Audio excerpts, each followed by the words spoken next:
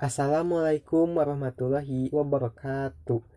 Langkung ti payun urang panjatkeun puji sinareng syukur kehadirat Allah Subhanahu wa taala nu parantos masihan kasehatan sareng kasempatan dina ieu waktos.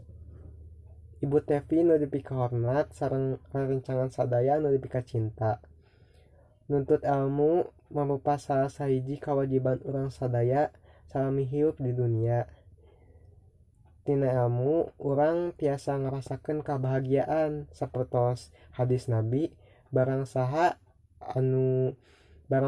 anu hoyong kahirupan di dunia wajib kabogaan ilmu.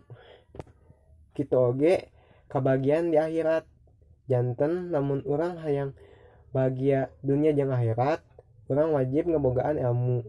Ku kituna urang kudu bener-bener diajar kanggo neangan ilmu sajero-jerona sapertos hadis nuntut ilmu nepi ka liang lahat. Ku kituna sakitu wae biantara singkat teu kuring. Hampunten bilih aya kasalahan. Wassalamualaikum warahmatullahi wabarakatuh.